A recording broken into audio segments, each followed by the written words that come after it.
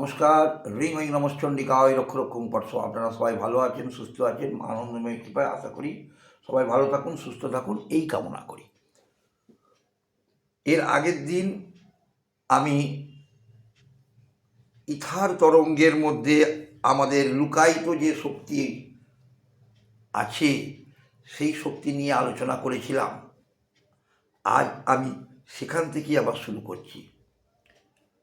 যে লুকায়িত শক্তি আগের দিন বলেছিলাম ইথার তরঙ্গের মধ্যে স্থাপিত আছে, জন্মান্তর ধরেই আমরা চলে আসছি। শুনতে পাই নাকি মনুষ্য জন্মই শেষ জন্ম। আমার তো মনে হয় না তাই। মনুষ্য জন্ম হলো সবথেকে শ্রেষ্ঠ জন্ম, এবং শেষ জন্ম মনুষ্য জন্ম থেকেই শেষ জন্ম হয়ে যায়, এবং কোনো মানুষই বলতে পারে না যে আমি আবার ফেরত আসব না। কারণ মনুষ্য জগৎ সবথেকে ব্রিলিয়ান্ট জগৎ, যার মধ্যে মন আছে, যার মধ্যে শক্তি আছে, যার মধ্যে মনন আছে, যার মধ্যে চিন্তন শক্তি আছে। এই পৃথিবীর মধ্যে যে জীবকুল আছে তার মধ্যে সর্বোৎকৃষ্ট কুল হলো মনুষ্যকুল। ঈশ্বর একমাত্র এই মনুষ্যকুলকেই এই শক্তির অধিকারী করে পাঠিয়েছেন। আমরা অনায়াসে তাকে আরও উজ্জীবিত করতে পারি, এটাই আমাদের সবথেকে বড় আকাঙ্ক্ষা এবং আমাদের কামনা বাসনা হওয়া উচিত। তাই ঈশ্বরের কাছে আমি শতকোটি প্রার্থনা করি আমরা যেন তার শ্রীচরণ পাদপদ্মে নিজেকে সমর্পিত করতে পারি, করে আবার পূর্ব জন্মের আকাঙ্ক্ষিত যে ফল, যে জিনিসগুলো কর্ম আমরা করে এই পৃথিবীর ভাণ্ডারে, সঞ্চিত ভাণ্ডারে স্বগচ্ছিত রেখে গেছিলাম, তাকে আবার পুনরুজ্জীবিত করবার চেষ্টা আমরা কিভাবে করতে পারি, সেই জন্য আমি একটু হিন্টস আপনাদের দেব। প্রত্যহ জপমাত্রা বাড়াবার চেষ্টা করুন। ব্রহ্মচৈতন্যময়ী শ্রী শ্রী দক্ষিণা কালিকার পাদপদ্মে নিজেকে স্মরণ করুন। ব্রহ্মচৈতন্যময়ী ছাড়া কোনো ঠাঁই নেই, ঠিক আছে? এবং স্বয়ং ভগবান শ্রীকৃষ্ণ নারায়ণ পায়ে নিজেকে পদার্পণ করুন। যে কালী সেই কৃষ্ণ, যে কৃষ্ণ সেই কালী। ভগবান বিষ্ণুর বুকে সর্বদাই ব্রহ্মচৈতন্যময়ীর জপ পরিলক্ষিত হচ্ছে। উনি সারাক্ষণ শ্রী শ্রী দক্ষিণা কালিকার জপ উনি জপে যাচ্ছেন। অতএব সেই ব্রহ্মচৈতন্যময়ীর পাদপদ্মে নিজেকে অর্পণ করার চেষ্টা করুন, আর চৈতন্যময় শক্তিকে কাছে আহ্বান করুন যাতে উনি আপনাকে, আমাকে, সবাইকে চৈতন্য প্রদান করতে পারেন। তো আগের বারে যেটা বলেছিলাম সেখান থেকে আবার আমি ফিরে আসি। আমরা জপের মাধ্যমে যত জপ বাড়াতে পারবো, যত জপ ভাণ্ডার বাড়াতে পারবো, তত মনন চিন্তন শক্তি আমাদের উজ্জীবিত হবে। চিন্তন শক্তি যত বেশি উজ্জীবিত হবে, তত বেশি আমরা মনকে আরও কন্ট্রোল করতে পারবো। মননকে যত কন্ট্রোল করতে পারবো, চিন্তন শক্তি দিয়ে মনন শক্তিকে যত বেশি কন্ট্রোল করতে পারবো, তত ভালোভাবে আমরা তৃতীয় মনকে, অর্থাৎ জ্ঞান নেত্র, আমরা কথায় কথায় বলে থাকি যে আমাদের জ্ঞান নেত্র উন্মোচন করার কথা। এই জ্ঞান নেত্র উন্মোচন কীভাবে হবে, কে করবে, কে করতে হবে? গুরু কোনোদিন জ্ঞান নেত্র উন্মোচন করতে পারেন না। কোনো গুরুই জ্ঞান নেত্র উন্মোচন করাতে পারেন না।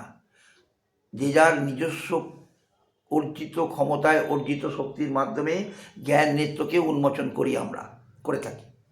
তো সেই হিসেবে যত জপাত শক্তি করতে পারবেন, যত জপাত শক্তি আপনার ভাণ্ডারে সঞ্চিত করতে পারবেন, তত বেশি পরিমাণে আপনি আপনার জ্ঞান ভাণ্ডারকে আরও উজ্জীবিত করতে পারবেন, তত তাড়াতাড়ি আপনি আপনার অর্জিত পূর্ব অর্জিত জ্ঞান ভাণ্ডারের লক্ষ্যে পৌঁছতে পারবেন এবং তাকে নিজের হস্তে আবার নিতে পারবেন।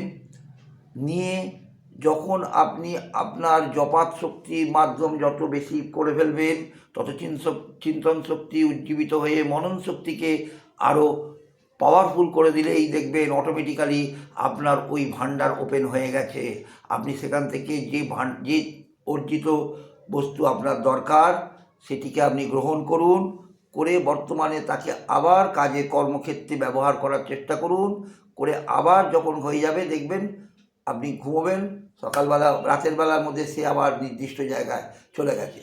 পরের দিন সকালবেলাতে আবার আপনাকে এই জপাত শক্তির মাধ্যমে জপ শক্তি দিয়ে সেই অর্জিত জ্ঞানকে আপনি জ্ঞান ভাণ্ডারকে আবার দরজা খুলে ফেলুন।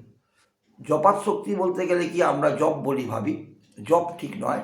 জপ হলো একটি বীজ মন্ত্র। মনে করুন যাদের দীক্ষা হয়নি, এমন তো অনেক ব্যক্তি আছেন, অনেক উচ্চ পর্যায়ের ব্যক্তি যারা আছেন তারা দীক্ষিত নন, তারা কি ভাণ্ডার কীভাবে খোলেন? আমরা যে পড়াশোনা করি, পড়াশোনার মধ্যে যে অ আ ক খ আছে, অ আ হস্র ই ভাবে একদম স্বরবর্ণ ব্যঞ্জন বর্ণ আছে, প্রত্যেকটি কিন্তু এক একটি বীজ।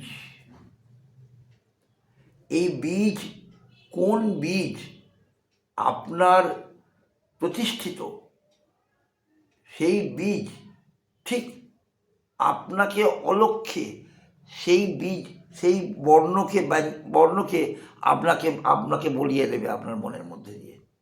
আপনি সেই বীজটাকে যখনই মনের মধ্যে দিয়ে বলতে আরম্ভ করবেন, কিংবা কোনো পড়ছেন, কোনো পুস্তক পড়ছেন, কোনো কিছু পড়ছেন, সেই পুস্তকের মধ্যেই সেই বর্ণবীজ রয়ে গেছে।